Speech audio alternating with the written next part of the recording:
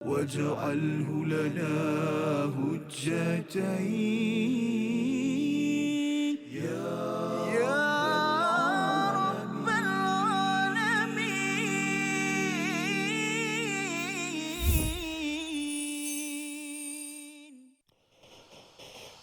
واللاتي يأتين الفاحشة من نسائكم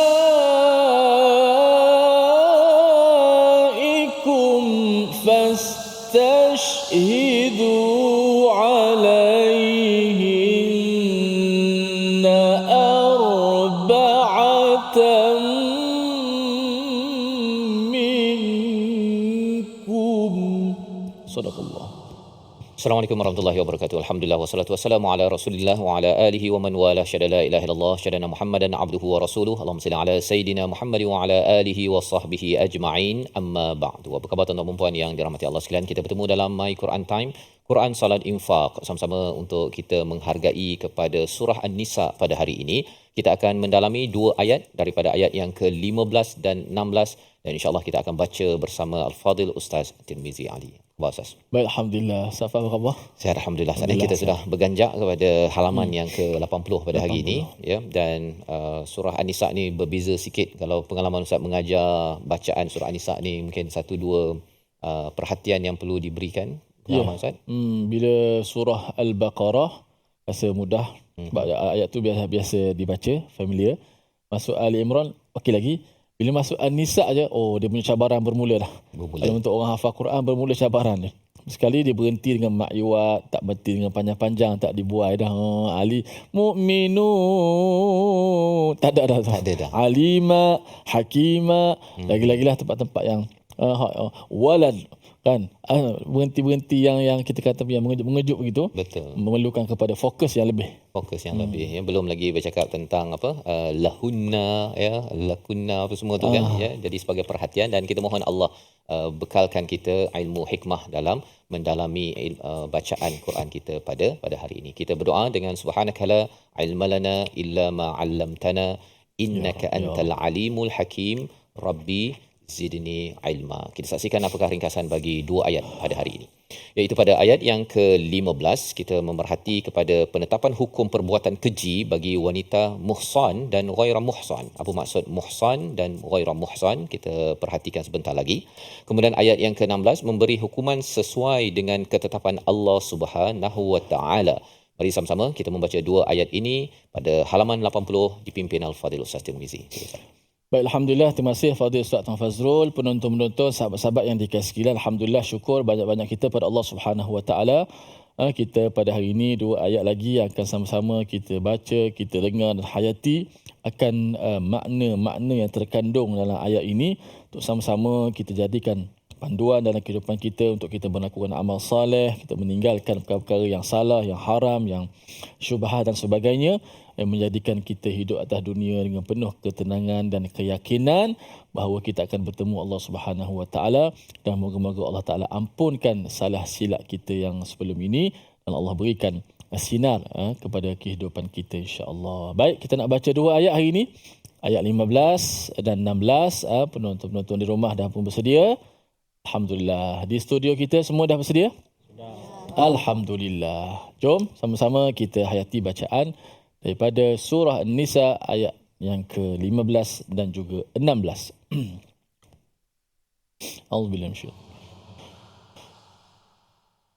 wallati ya'tinal fahishata min nisaikum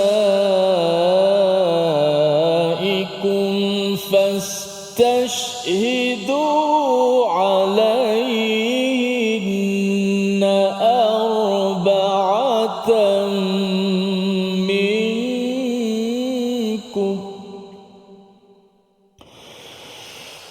فإن شهدوا فأمسكوهن في البيوت حتى يتوفاهن الموت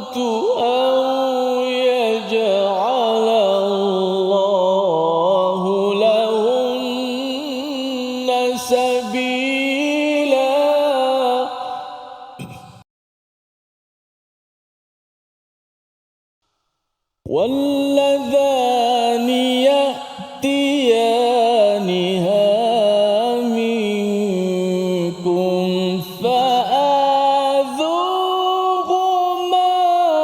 فإن تابا وأصلحا فأعرضوا عنهما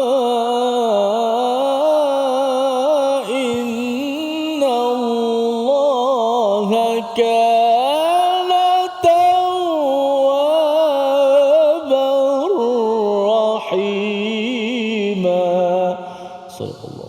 Surah Al-Azim, gitulah bacaan daripada ayat yang ke-15 dan ayat yang ke-16 sebagai kesinambungan daripada bagaimana sebelum ini sudah pun Allah membuat kesimpulan tilka hududullah, menceritakan takwa, bagaimana menguruskan keadilan anak yatim dan juga kepada faraid iaitu pembahagian harta pusaka sebagai had-had yang perlu diberi perhatian. Dan lebih daripada itu disambung pada ayat yang ke-15 wallati, dan sesiapa yang melakukan perbuatan keji di antara perempuan-perempuan kamu, hendaklah terhadap mereka ada 4 saksi di antara kamu yang menyaksikannya.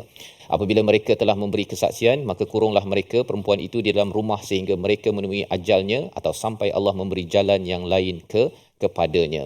Apabila kita memerhati kepada panduan Ustaz ya, panduan dalam surah An-Nisa ini, kita perlu faham bahawa ianya adalah sebagai sumber peraturan, sebagai sumber bagaimana menguruskan keluarga dan juga masyarakat. Dan dalam konteks ini sudah bermula tentang hukum jenayah Ustaz ya, hudud. Yang kita bincang sebelum ni hudud juga ya, tetapi ini adalah hudud bab jenayah. Ya, tadi hudud dalam bab harta pusaka, tentang anak yatim. Jadi semua ini adalah had-had yang perlu diberi perhatian. Jadi apakah had jenayah ya? Salah satu jenayah besar di dalam agama ini adalah fahishah ya. Tidak digunakan perkataan zina di sini kerana sudah dimaklumi di kalangan pembaca Arab ya. Kalau kita faham bahasa Arab Ustaz kan, fahishah ini memang merujuk kepada perbuatan zina. Dan bila dinyatakan di sini wallati yatinal fahishata min nisaikum fastashhidu, perkara pertama yang perlu diberi perhatian ialah perlu ada saksi Ustaz ya. Dijelaskan ataupun ditekankan di sini bahawa kalau ada orang kata bahawa dia ini melakukan fahishah ini, perbuatan yang keji ini, perkara pertama yang perlu diberi perhatian sebelum nak pergi kepada hukum hududnya itu adalah fastashhidu, iaitu datangkan saksi kepadanya, kepada wanita tersebut, kepada ialah lelaki wanita tersebut yang membuat fahishah, arba'atam minkum, iaitu 4 saksi, 4 lelaki sebagai saksi. Jadi bila kita memerhati kepada bahagian sini, sebenarnya sebelum kita tengok pada hukumannya nanti pada bahagian kedua ayat 15 ini, dan ini adalah ayat peringkat awal. Surah An-Nisa turun dulu, kemudian Nabi berkerut bila mendengar kepada apa dia punya hukuman dia, kemudian turun surah An-Nur untuk menasahkan, untuk membatalkan ya kepada isi kandung hukum jenayah ini ya. Nanti kita akan tengok apakah hukumannya. Tapi mari kita perhati kepada fastashhidu alaihinna arba'atan minkum. Apa maksudnya 4 saksi Ustaz? Bila bercakap tentang 4 saksi, ia tidaklah semudah itu ya. Bercakap tentang apa? Realiti kalau ada hubungan antara lelaki dan perempuan yang halal, dia biasanya di tempat yang tersembunyi, tertutup, iaitu dalam bilik ya, tertutup. Dan apabila buat perkara fahishah ya, perkara yang keji, kalau katakan dia dibuat pada tempat yang tertutup, nak dapat satu syuhada ataupun mendapatkan satu saksi pun memang susah. Apatah lagi sampai empat saksi.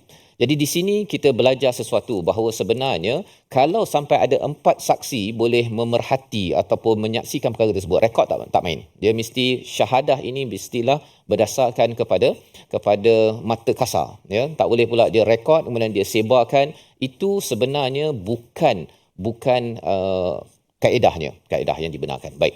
Jadi bila 4 saksi ini menunjukkan apa? Bahawa orang ni bukan buat tersembunyi. Ini adalah gejala ataupun fahishah yang sudah berleluasa sampai kan mungkin di tepi jalan ataupun di mana-mana saja.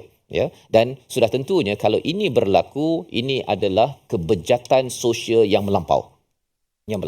Jadi apabila kita belajar perkara ini, kita tahu bahawa sebenarnya kalau katakan saksi tak cukup, maka dia tak dapat dihukum, satu. Yang keduanya ialah bila 4 saksi ini tidak dicapai, Itu menunjukkan apa? Maksudnya mungkin berlaku fahisyah, mungkin berlaku, tetapi fahisyah itu bukanlah untuk disebar-sebarkan. Pasal sekarang ni ada orang yang dia bila tahu orang lain, dia tuduh orang lain, satu, memang itu sebagai satu dosa besar. Kemudian mencari fahisyah daripada tempat yang tersembunyi, ya, untuk memastikan dia nampak, nak mendatangkan 4 saksi itu bukanlah ciri bagi perkara itu. Itu kerana mencari-cari, bukan menjadi saksi. Saksi adalah apabila ianya berlaku di depan mata dan bukannya mencari-cari kesalahan tersebut. Jadi pelajaran untuk bahagian yang pertama ini ialah memang perkara fahisyah ini perlu sepatutnya sembunyi, ya, sepatutnya tidak buatlah yang pertama. Tapi kalau ianya tersembunyi, perkara ini tidak berlaku, dan lebih daripada itu kita tidak boleh terlibat dengan gejala ataupun aktiviti menyebarkan kelemahan orang lain, Ustaz. Itu perkara yang tidak dibenarkan. Malah kita akan belajar dalam surah An-Nur, siapa yang menyebarkan kelemahan orang lain saja je, dia pergi tangkap gambar, lepas tu dia pergi sebarkan, sebenarnya orang yang terlibat dengan perkara tersebut sebagai satu jenayah yang disampaikan dalam surah An-Nur. Nanti kita akan belajar. Jadi ini adalah bahagian pertama daripada surah An-Nisa ayat 15, dan kita akan memerhati apakah hukuman bagi mereka yang disabitkan dengan kesalahan ini. Kita berehat sebentar, kembali semula selepas ini dalam My Quran Time, Quran Salat Infak. واجعله لنا هجتين يا رب العالمين.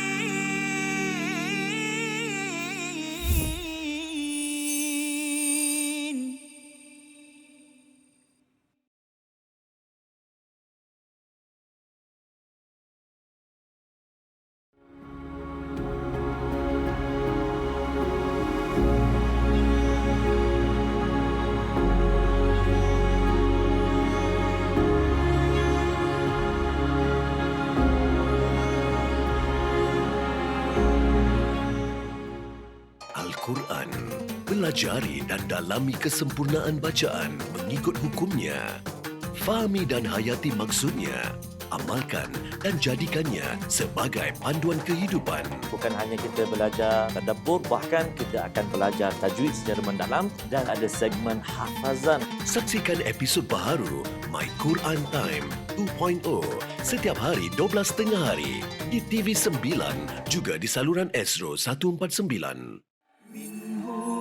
جاهنا وارزقنا تلاوته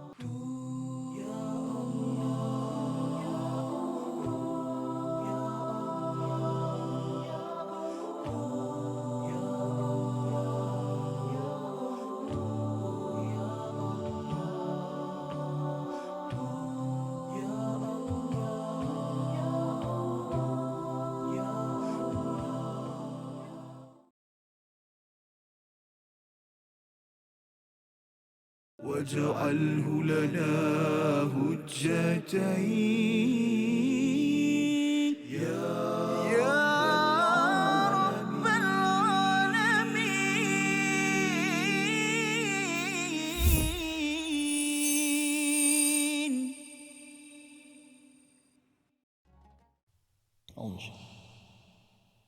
واللاتي يأتين الفاحشة من نسائكم فاستشهدوا عليهن أربعة منكم. صدق الله. Kembali kita dalam My Quran Time, Quran Solat Infak. Pada hari ini kita memerhati kepada ayat 15 dan 16 sebagai salah satu daripada panduan awal ya hukum jenayah ya hudud daripada Allah Subhanahu Wa Taala, hukum hudud ya. Dan dalam hal ini adalah hukuman yang telah dimansuhkan Ustaz ya. Tapi kita dibekalkan dengan ayat ini untuk kita memerhati ya bahawa ini adalah hukuman kepada muhsan dan juga ghairah muhsan ya, mereka yang sudah berkahwin dan yang belum berkahwin sama saja hukumannya. Kalau di dalam ayat ini bila kita baca sekali lagi ayat 15, kita akan memerhati bahagian yang kedua itu hukuman yang jelas peringkat awal bagi mereka yang disabitkan dengan jenayah fahisyah zina dalam ayat yang ke-15. Kita baca bersama Al-Fadhil Ustaz Tirmizi. A'udzubillahi minasyaitanir wallati ya'tina al-fahishata min nisaikum fastashhidu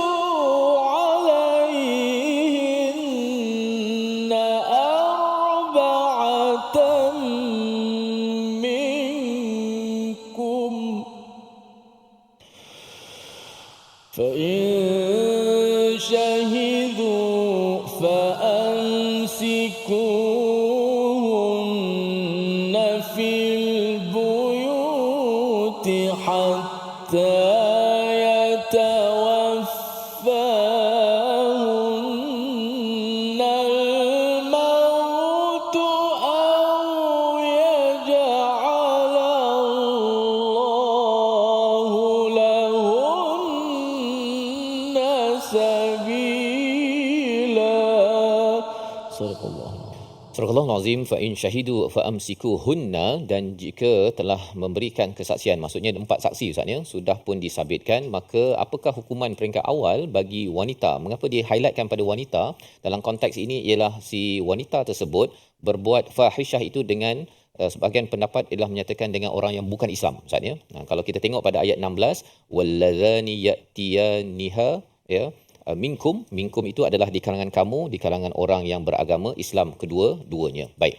Jadi kalau katakan disabitkan dengan kesalahan ya, sama ada dengan Islam bukan Islam ya, kahwin tak kahwin, kalau di dalam jenayah awal ataupun hukuman awal, kesannya ialah fa'amsikuhunna fil buyut, perempuan tersebut akan dipulaukan ataupun ditahan dalam rumah hatta sampai mati. Sampai mati, dia tak boleh keluar ya. Jadi cuba bayangkanlah Ustaz ni, dia dah buat satu jenayah tersebut dengan seorang yang bukan Islam, maka kalau katakan disabitkan dengan 4 saksi sebentar tadi, maka dia tidak boleh lagi keluar rumah sampai mati. Ini adalah hukuman awal. Au yaj'alallahu lahunna sabila, ataupun diberikan jalan keluar daripada Allah. Dan beberapa lama selepas daripada surah An-Nisa ini turun, surah Nur turun kan ya, untuk memberikan 2 pilihan kepada yang dah berkahwin begini, yang belum berkahwin begini, yang kita boleh tengok sebentar lagi. Jadi apakah pelajaran yang kita boleh nampak di sini? Bahawa hukuman peringkat awal dulu adalah berat ya, terutama kalau yang belum kahwin. Kalau yang belum berkahwin, kalau dia terlibat dengan zina ataupun fahisyah ini, ialah dia memang tak boleh keluar dah. Tak boleh keluar daripada rumah sampai mati. Tetapi kalau katakan surah An-Nur turun, dia disebat. Kan, dia disebat 100 kali tersebut, dan selepas itu dia diminta untuk bertaubat dan kembali macam biasalah, hidup macam biasa. Cuma apabila orang yang dah berkahwin, dalam surah An-Nur nanti kita belajar, iaitu mereka ini direjam. Direjam sampai mati ya. Lebih teruk daripada yang ini. Yang ini ialah dia dipulaukan saja, diletak dalam rumah dan sampai mati. Yang dah berkahwin direjam sampai mati. Itu adalah hukuman yang dinyatakan nanti apabila kita sampai kepada surah An-Nur. Jadi apabila kita memerhati sekali lagi pada ayat 15 ini, satu untuk mendapatkan saksi itu memang sukar Ustaz ya, sampai 4, dan dalam sejarah sebenarnya tak berlaku pun dalam sejarah Nabi, disebabkan dia bukannya pergi. Saidina Umar pernah dilaporkan, ada seorang laporkan, dia kata di sebalik satu tirai tersebut ada 2 orang lelaki perempuan yang berzina. Saidina Umar pergi penumbuk pada orang tersebut. Pasal sebenarnya tajassus ataupun mencari-cari kepada kesilapan orang lain itu bukan syuhada. Syuhada ini memang orang tu 2 orang kat situ dan 4 saksi nampak Ya, macam aksiden kan. Memang tak payah main kita nampak aksiden barulah itu saksi, bukan. Saksi itu yang memang lalu tak perlu dicari-cari, perlu ketuk-ketuk pintu barulah keluar buka ini 4 saksi, kami ni 4 penguat kuasa. Itu bukan kaedah yang dimaksudkan dengan istilah fastashhidu di dalam ayat ini. Jadi nak menceritakan bahawa selagi ada rasa malu, segan, walaupun buat salah Ustaz ya. Yang salah memang salah lah. Dia memang dikenakan kalau katakan dah masuk mahkamah, kalau dia tidak disabitkan dengan 4 saksi dan tak dijatuhkan hukuman pun, dia diminta untuk taubat dan ada hukuman-hukuman lain lah yang boleh dikenakan oleh sesuatu negeri ataupun negara. Tetapi perlu faham bahawa tidak semudah yang disangka. Ya, sebenarnya apa yang nak disampaikan ialah agar terus bab menjaga maruah ya, dan juga mengelakkan diri daripada perkara fahisyah ini adalah perjuangan bagi setiap individu, dan ianya bukan untuk kita mencari-carinya ataupun apatah lagi kalau orang tuduh Ustaz. Tuduh saja sebagaimana kita bincang sebelum ini sebagai maubiqat. Ya, maubiqat iaitu apa? Sebagai dosa besar. Tuduh kepada wanita yang soleh berzina. Pasal bila kena tuduh saja, wanita tersebut memang down terus. Ya, pasal apa? Pasal kalau kena tuduh, sebelum dia dimasukkan ke dalam mahkamah pun, dia dah habis dah. Kan? Dia punya jati diri, maruahnya, dan perkara itulah yang perlu dijaga dan tidak dibenarkan ia menjadi satu kaedah dalam politik, dalam nak mencari kuasa, dalam nak apa-apalah ya, menggunakan kaedah itu, kerana kaedah itu paling kotor dan terbukti dalam sejarah itu adalah bukan kaedah orang beriman. Ya, kadang-kadang ada orang dia suka je cakap perkara-perkara yang kotor ini dalam lawak-lawak, dalam ceramah-ceramah pun ya, dia boleh cakap orang A itu yang suka lelaki, orang B ni yang dia bersama dengan janda begitu. Perkara-perkara tersebut kalau digunakan itu melambangkan perasaan apa istilahnya haya ini sudah makin kurang, dan kita tahu orang yang selalu menggunakan perkataan ini dalam pemikirannya itu memang itu yang dia fikirkan. Perkataannya, hatinya itu penuh dengan perkara-perkara fahisyah, dan itulah yang dikeluarkan dengan tuduhan ataupun lawak-lawak yang mempunyai nilai keji yang kita tidak boleh bersekongkol sama sekali. Jadi kalau tuan-tuan ada dengar ceramah yang memain-mainkan orang lain terlibat dengan sama ada lelaki dengan lelaki ke, lelaki dengan perempuan yang tidak halal ke, perkara tersebut kita kena bantras dan jangan kita sokong, kerana itu lambang kepada fahisyah. Tuduh pun tak boleh, apatah lagi kalau katakan sampai orang tu betul-betul buat. Tak cukup kepada 4 saksi pun sebenarnya orang itu juga akhirnya terpaksa menjalani hukuman selepas tuduhan tersebut. Dan ini membawa kepada perkataan pilihan kita pada hari ini, kita sama-sama saksikan. Iaitu yang pertama kita lihat pada hari ini, fa'amsikuhunna fil buyut. Kita beri perhatian pada perkataan fa'amsikuhunna daripada kata akar masaka, iaitu memegang ataupun tertahan. 27 kali disebut dalam Al-Quran, muncul dalam surah An-Nahl, dalam surah Al-Isra dan surah Al-Ahzab sebagai satu hukuman peringkat awal turunnya Al-Quran kepada mereka yang berkahwin, tidak pernah berkahwin apabila terlibat dan disabitkan pada fahisyah, dan ianya adalah hak mahkamah Ustaz ya, bukannya main tuduh-tuduh ataupun main rakam-rakam saja. Dia sepatutnya kita pulaukan, masukkan dalam rumah, jangan keluar, ataupun kalau hukuman yang telah update iaitu disebat dan sebagainya, itu perlukan kepada satu institusi mahkamah hakim yang adil. Kita berehat sebentar, kembali semula selepas ini dalam My Quran Time, Quran Salat Infaq. واجعله لنا هجتين يا رب العالمين.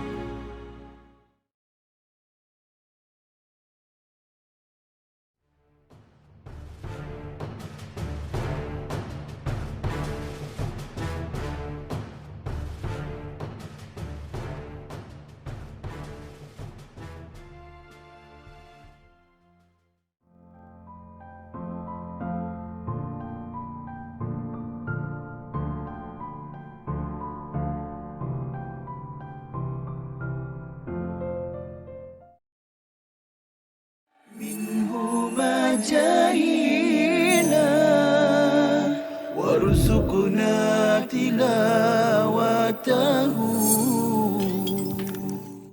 Hadis ni dikategorikan sebagai hadis palsu kerana dia mempunyai ciri-ciri hadis palsu, iaitu amalan yang ringkas saja, maknanya satu amalan tetapi ganjarannya seperti ganjaran pahala Nabi Ibrahim. Masya Allah, macam tu Ustaz Husaini.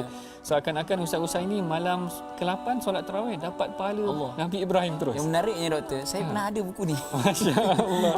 Saya pernah ada buku ni, dia kata malam pertama pahala ni segini kan. Betul. Tapi dulu kita tak berapa nak belajar sangat kan. Jadi kita dah tahu tentang kata hadis yang viral tapi tak sahih ni, kita ambil lah iktibar kan. Betul, betul. Yang ni yang sangat penting kita belajar tentang pengajian hadis ni tuan-tuan. Barangkali sebelum ni banyak juga tersebar hadis-hadis yang kita biasa dengar dalam masyarakat, tetapi kita bimbang hadis-hadis ini adalah hadis yang tidak kena ataupun tidak benar. Dan salah satu ciri-ciri hadis yang tidak betul ataupun palsu ini, seperti mana yang disebutkan dalam slide itu tadi, ganjaran yang sangat besar terhadap satu pahala, terhadap satu amalan yang kecil. واجعله لنا هجتين يا رب العالمين.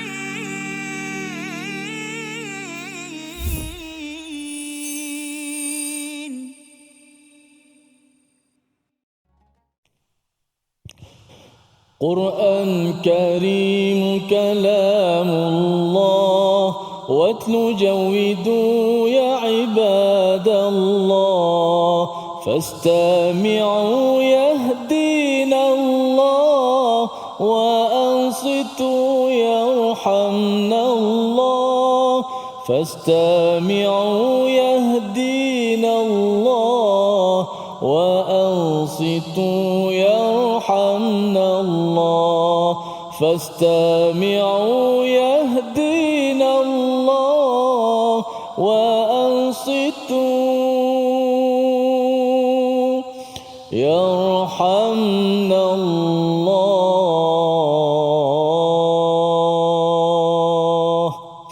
Alhamdulillah, terima kasih pada semua penonton terus setia dalam My Quran Time, Quran Salat Infak. Alhamdulillah, kita dah dengar kupasan tadabbur. Mudah-mudahan kita semua dapat amalkan dalam kehidupan kita, menjadi orang yang sentiasa fokus dalam kehidupan, khusyuk dalam beribadat dan berpegang sungguh-sungguh kepada hukum Allah Subhanahu Wa Taala. Moga-moga kita selamat dunia dan juga hari akhirat nanti, insya-Allah. Baik, alhamdulillah, kita nak tengok apakah ulang kaji tajwid kita pada hari ini berkenaan dengan beberapa kalimah yang terdapat pada ayat yang ke-15. Okey, jom para penonton dan juga di studio sama-sama kita hayati tengok paparan yang pertama. Menyempurnakan sifat rakhawah dan juga hams dalam ayat ini.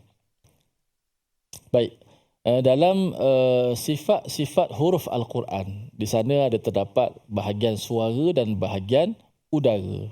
Bahagian suara ada yang disebut sebagai rakhawah, iaitulah suara yang terlepas, suara yang bergerak, suara yang berjalan daripada makhrajnya.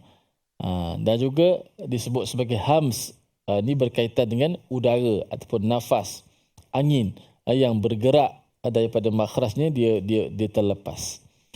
Maka itu sifat juga yang terdapat dalam ayat. Ada beberapa huruf dalam keadaan yang terdapat pada ayat yang ke-15 yang kita kena sempurnakan. Walaupun agak lemah bunyinya, tapi janganlah kita lemahkannya sehingga tak dengar ataupun dia tertinggal ataupun dia gugur ataupun dia termasuk dalam huruf selepas itu dan sebagainya. Baik, kita tengok pada ayat yang ke-15 tadi. Wallati ya'tina al-fahishata min nisaikum fastashhidu 'alayhinna arba'atan minkum. Sampai situ dulu. Yang pertama, sifat hamas juga ada pada huruf ta. Wallati, ti tu ada hamas. Tapi oleh kerana sifat huruf ta ni dia kuat, dia suaranya tak terlepas, hanya nafas saja. Ti, begitu saja. Ti, cuba sebut. Ya'tina. Dia hanya keluar sedikit. Okey? Kerana suaranya tertahan. Kemudian al-fahishata. Sebut. Al-fahishata. Yang ni lagilah huruf fa. Huruf fa suara dan nafasnya terlepas. Fa. Kemudian ha yang berbaris di bawah. Hi. Suara dan nafasnya turut terlepas daripada makhraj. Hi. Kemudian shin. Lagilah shin. Sya. Kemudian ta yang kita dah sebut tadi. Kemudian min nisaikum.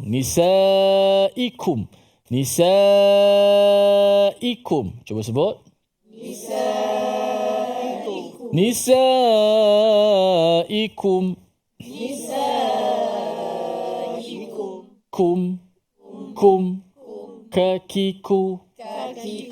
Kum. Dia tak bunyi kasar. Kum. Tak ada. Dia ada sikit. Kum.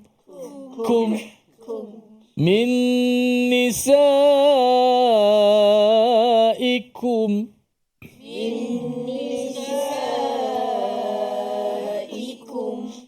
Tu huruf kaf.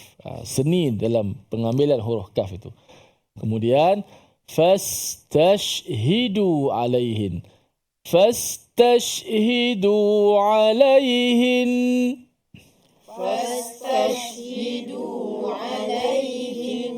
Fas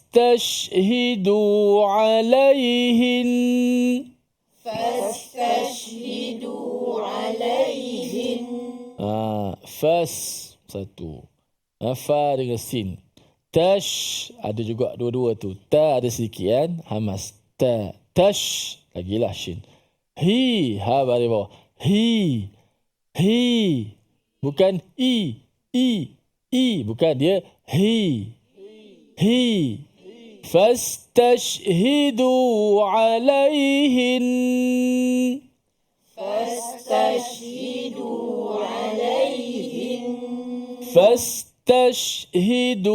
alaihin.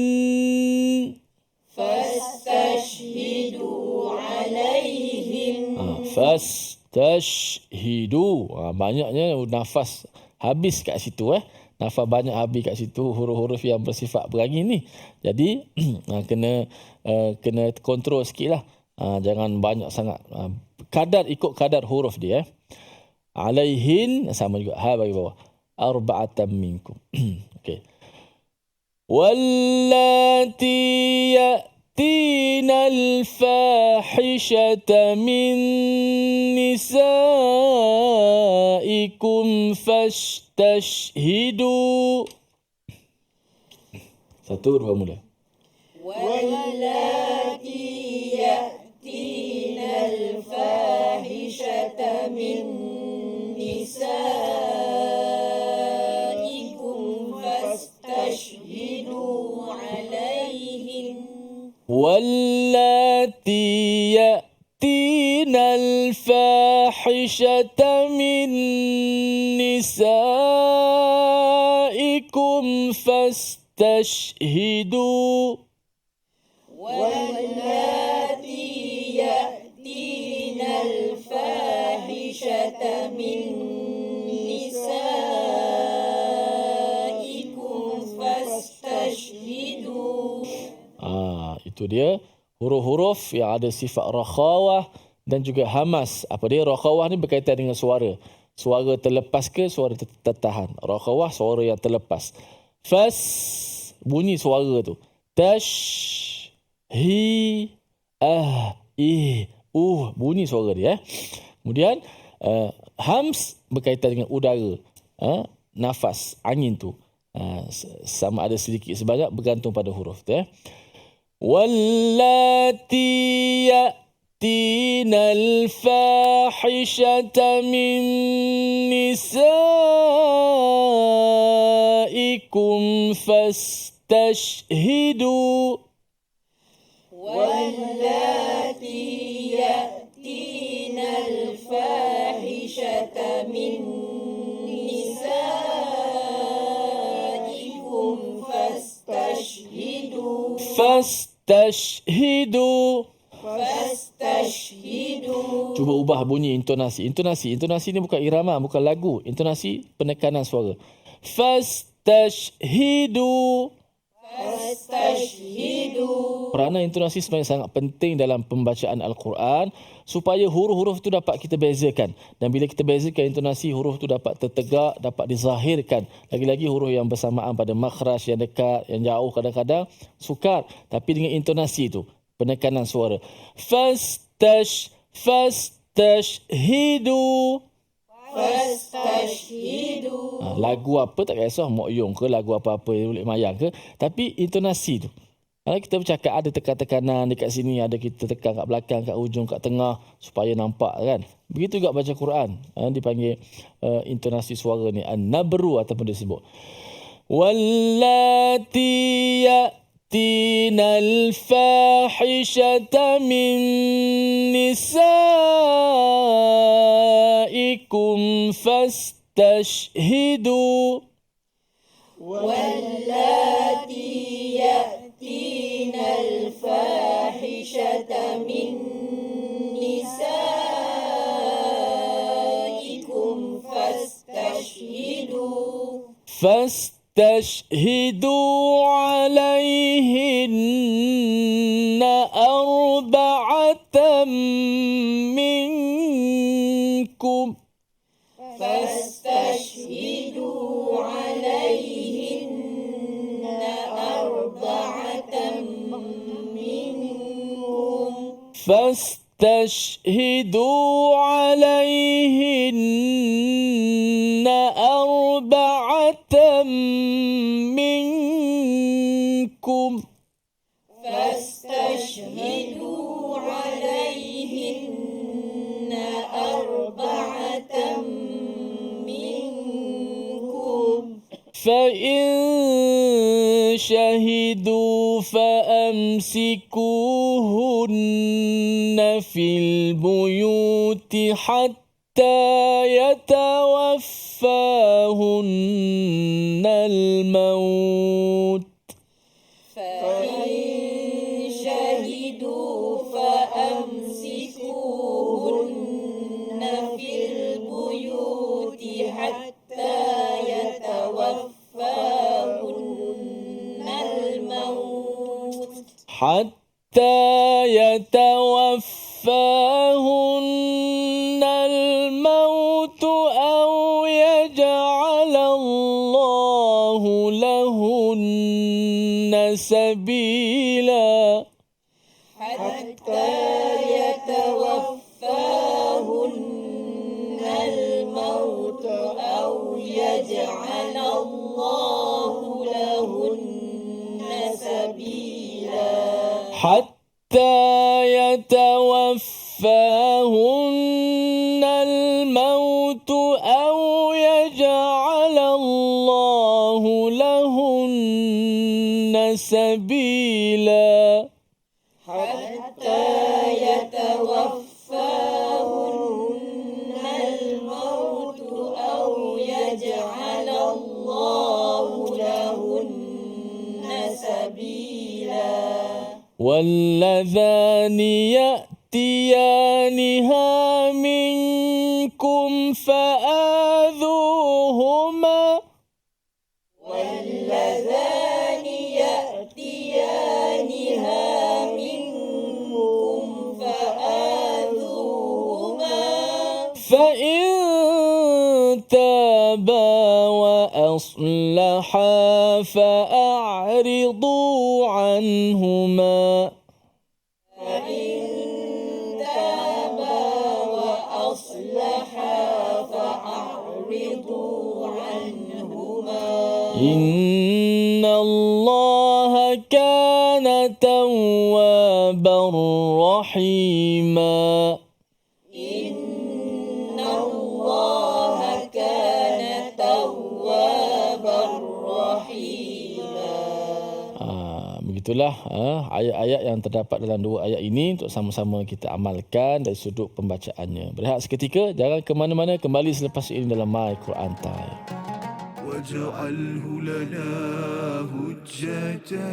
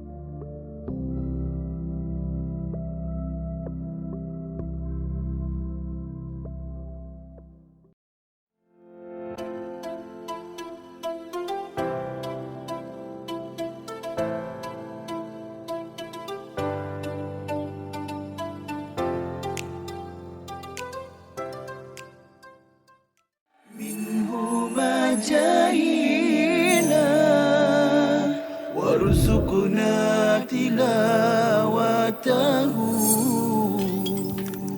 Disebutkan oleh Coach Jamil tadi berkenaan dengan qada wa qada ahlahu, dan baginda sallallahu alaihi wasallam akan menggerakkan, membangunkan, mengejutkan ahli keluarganya, isteri-isteri dan keluarganya. Itu adalah benda yang memang kita akan faham terus daripada hadis tersebut. Namun para ulama kita mengatakan yang perlu ditekankan daripada perkataan itu ialah kita tidak berseorangan melakukan kebaikan. Kita kena ingat bahawa kita ada keluarga yang kita nak gesa mereka, gerakkan mereka untuk melakukan ibadat bersama kita. Kita tak nak masuk syurga seorang-seorang. Itulah yang mudahnya.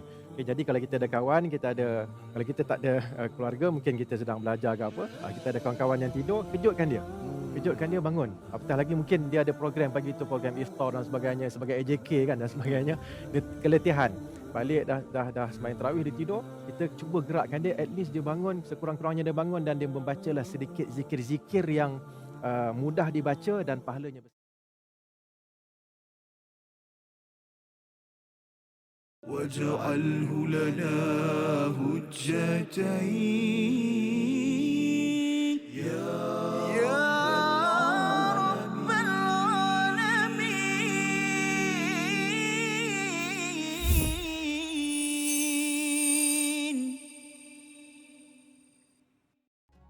Kembali ke dalam My Quran Time, Quran Salat Infak pada hari ini, kita melihat kepada ayat yang ke-15 dan ayat 16. Walaupun ayat ini Ustaz ya, sebenarnya dimansuhkan dengan penurunan ayat surah An-Nur, tetapi apakah kelebihan ataupun manfaat kita memahami ayat-ayat yang telah dimansuhkan ini ialah proses Ustaz. Prosesnya seperti mana juga kalau kita lihat kepada proses bagaimana pengharaman arak, awal-awalnya itu bercakap tentang arak ini ada manfaat tetapi banyak mudaratnya lebih besar, ya, kemudian barulah diharamkan ketika solat dan akhirnya diharamkan secara keseluruhan. Maka di dalam ayat 15-16 ini kita belajar bahawa bagi mereka yang terlibat dengan fahisyah, ya, perbincangan ulama, satu adalah zina tetapi juga dikaitkan dengan hubungan lelaki-lelaki, perempuan-perempuan, homoseksual Ustaz ya, juga dikaitkan dengan hukuman ini, iaitu yang wanita itu ditahan di rumah sehingga mati, tidak boleh keluar.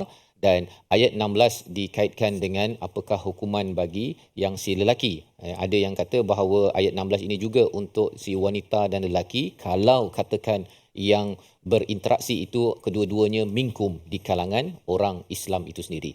Mari kita baca ayat 16 untuk sama-sama kita memahami apakah hukuman peringkat awal, untuk kita memahami proses bagaimana mendidik dan juga mengelola masyarakat dengan panduan daripada surah An-Nisa. Ayat 16 kita baca bersama Al-Fadhil Ustaz Tirmizi. Auzubillahi minasyaitanir Walladzani ya'tiyaniha minkum fa'adhuhuma fa'in taba wa aslaha fa'a'ridu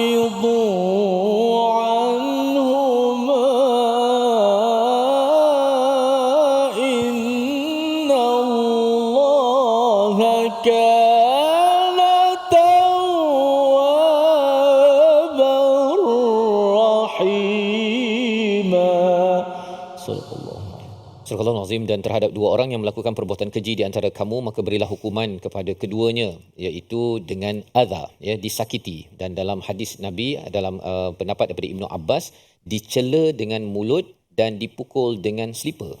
Ini peringkat awal, di peringkat awal. Dan fa in taba wa aslaha, dan jika kedua-duanya bertaubat dan membaiki keadaan cara hidup mereka, fa'ridu anhuma, maka sila berpaling, maksudnya tidak lagi menyakiti dengan perkataan dan juga dengan selipar sebentar tadi. Innallaha kana tawwabar rahima, sesungguhnya Allah menerima taubat dan Allah Maha Penyayang. Peringkat awal ayat ini, ayat 16 ini perlu kita faham bahawa walaupun dah dimasukkan Ustaz ya, tapi ceritanya apa? Fa'adhuhuma ini maksudnya menyakiti dengan perkataan, iaitu mencela dan memastikan mereka ini merasa takut untuk melakukan fahisyah tersebut. Itu sebagai satu proses awal bagaimana pentarbiahan yang dibuat oleh Nabi kepada masyarakat pada waktu itu. Kerana kalau kita lihat zaman jahiliah ini, perkara fahisyah ni berluasa. Ya, jadi diingatkan pasal takwa dalam ayat nombor 1, kemudian dibawakan hukuman tentang diletakkan dalam rumah dan juga dicela dan disakiti tersebut, kerana itu nampak macam lebih ringan Ustaz ya, berbanding dengan hukuman yang akan keluar pada surah An-Nur. Tetapi kerana apa? Kerana ianya perlu melalui proses tersebut agar masyarakat pada waktu itu tahu bahawa fahisyah ini adalah sesuatu yang keji yang perlu diberi perhatian agar jangan dilakukan. Dalam konteks sekarang Ustaz ya, kita bercakap tentang masyarakat tahu bahawa fahisyah ini adalah perbuatan yang keji, ia perlu dididik, dan lebih daripada itu, kalau katakan sistem perundangan tidak menyokong lagi kepada apa yang digalas oleh surah An-Nur, maka kita kena buat dahulu proses pendidikan itu, ya, menyatakan bahawa fahisyah ini adalah keji dan kalau sedapat mungkin dicela kepada mereka yang terlibat dengan homoseksual ataupun zina ini sendiri. Jangan sampai diangkat Ustaz. Jangan sampai diangkat ataupun jangan sampai juga aktiviti mempermain-mainkan tuduhan homoseksual ataupun zina kepada orang lain, kerana itu juga sebagai satu dosa yang besar. Dan dalam hal ini, kalau ikut pada perundangan awal, jika sebelum dijatuhkan hukuman, ya, dia bertaubat dan dia memperbaiki dirinya, maka tinggalkan. Ya, kerana Allah menerima taubat, dan selepas seseorang itu bertaubat, Allah sayang kepada orang tersebut seperti mana sebelum dia berbuat dosa tersebut. Ya, dia buat dosa, dia bertaubat. Sebenarnya kalau dia bertaubat, Allah sayang seperti mana sebelum dia berbuat dosa. Ini sebagai satu harapan daripada Allah Subhanahu Wa Taala kepada mereka yang pernah terlibat dengan fahisyah. Dan kalau kita ambil konteks surah An-Nur yang kita akan pergi nanti, kalau katakan seseorang itu sudah pun melalui hukuman Ustaz ya, dia tak boleh dah jatuh hukuman kemudian dia diminta untuk bertaubat dan islah, kemudian okey tak payah hukum, bukan. Dia kena dijatuhkan hukuman, kalau katakan kena sebat. Selepas sebat itu dia bertaubat, maka orang itu dikira kosong lah Ustaz. Jadi orang lain tak boleh lagi kata dia itu bekas penzina ke, bekas homoseksual ke apa ke, tak boleh. Selepas melalui hukuman. Kerana apa? Kerana orang itu sudah pun mengikut panduan Al-Quran, dan kalau dia bertaubat, sesiapa yang buka cerita itu balik semula, maka orang itu digelar sebagai penuduh yang akan dikenakan. Kalau dia tak dapatkan datangkan saksi, maka dia pula yang akan disebat. Jadi kalau zaman sekarang Ustaz ni, kalau orang mudah-mudah guna dekat Facebook, dia kata A ni begitu, B ni begitu. Kalau orang tu cakap begitu, orang setiap username dekat Facebook itu dia kena tanya balik 4 saksi. Kan. Kalau dia tak boleh datangkan 4 saksi, dia kata itu biar mahkamah uruskan, dia bertanggungjawab sama ada dia disebat ataupun kalau dia tidak disebat, maksudnya dia akan didatangi azab apabila sampai di akhirat nanti kerana menuduh seseorang yang tidak melakukan, dan kalau melakukan dia tidak mendatangkan dengan 4 orang saksi. Dan ini sebagai satu peringatan kepada kita semua, kita kena jaga mulut, jaga apa yang kita tulis di social media, kerana Islam amat menjaga maruah bagi setiap di kalangan kita yang ingin menuju kepada Allah Subhanahu Wa Taala. Ini membawa kepada resolusi kita pada hari ini, kita saksikan. Iaitu yang pertama ialah kita jaga kehormatan diri dan maruah keluarga daripada fitnah dunia. Yang pertama. Yang kedua, tidak menangguh taubat dan perbaiki diri daripada mengulangi dosa-dosa, terutama dosa fahisyah yang keji ini. Yang ketiga, memberi teguran dan hukuman agar timbul keinsafan kepada penzina ataupun pesalah laku fahisyah yang dinyatakan pada ayat yang ke-16. Mari sama-sama kita doa agar diri dan keluarga kita terhindar daripada perkara fahisyah dan bertaubat apabila pernah terlibat, dan kita mohon Allah menerima taubat kita. Bersama Ustaz. Bismillahirrahmanirrahim. Alhamdulillahirabbil alamin wassalatu wassalamu ala asyrafil mursalin. Allahumma habbib ilaina al-iman wa zayyinhu fi qulubina wa karrih lana al-kufra wal fusuq wal 'asyan waj'alna minal rasyidin. Allahumma ati anfusana taqwaha wa zakkiha anta khairu man zakkaha anta waliyuha wa maulaha. Ya Allah Tuhan kami, kurniakanlah kepada kami iman yang kuat ya Allah, hiasilah hati kami dengan iman ya Allah. Ya Allah Tuhan kami, berikanlah kepada hati kami perasaan benci kepada perkara-perkara keji dan maksiat, bila kekuatan kepada kami untuk kami menghindarnya ya Allah. Ya Allah, bila kekuatan kepada hati kami dan lembutkanlah hati kami kepada kebaikan ya Allah. Ya Allah Tuhan kami, berilah kepada kami Al-Quran, ayat-ayat yang kami baca ini sentiasa masukkanlah hati kami untuk kami beramal dengan isi kandungannya ya Allah. Setiap huruf kalimah dan ayat yang kami baca, kurniakanlah kepada kami pahala daripada sisimu ya Allah. Amin ya rabbal alamin. Wa sallallahu wasallam wa baraka ala Muhammad walhamdulillahi rabbil alamin. Amin amin ya rabbal alamin. Moga-moga Allah mengabulkan doa kita pada hari ini untuk kita selalu dijaga Allah, keluarga kita dan masyarakat kita terhindar daripada perkara-perkara fahisyah, dan kita adalah orang-orang yang menjaga perkataan kita ketika di social media, tidak mengeluarkan perkataan-perkataan fahisyah, keji dan menuduh orang lain tanpa membawa 4 bukti, kerana setiap tuduhan kita itu kita bertanggungjawab sama ada dihukum di atas muka bumi ini ataupun dihukum apabila sampai di akhirat nanti. Inilah kesedaran yang ingin kita bina dalam tabung gerakan Al-Quran. Peluang untuk tuan-tuan menyumbang untuk sama-sama kita mengendalikan maksudnya program-program kesedaran di sekolah agar anak-anak ini tidak suka-suka membuat lawak kawannya ini terlibat dengan orang A, orang B dan orang C, kerana semua perkataan ini akan ditanya sebagai satu tuduhan jenayah yang diambil berat di dalam Al-Quran. Jadi tuan-tuan boleh berhubung dan kita doakan agar sekolah-sekolah, cikgu-cikgu jangan suka-suka membuat lawak yang bersifat fahisyah, dan kalau betul kita tahu ada seseorang yang terlibat, sila pergi ke mahkamah dan bawa 4 saksi sekali, kerana kalau tidak kita yang bersedia untuk disebat ataupun dikenakan hukuman jenayah tersebut. InsyaAllah kita bertemu lagi dalam bagaimana kalau ada orang yang pernah terlibat, apakah kita perlu terus heret dia ke mahkamah ataupun kita perlu memberi nasihat kepada beliau. Dalam ayat seterusnya, My Quran Time, Quran Salat Infaq.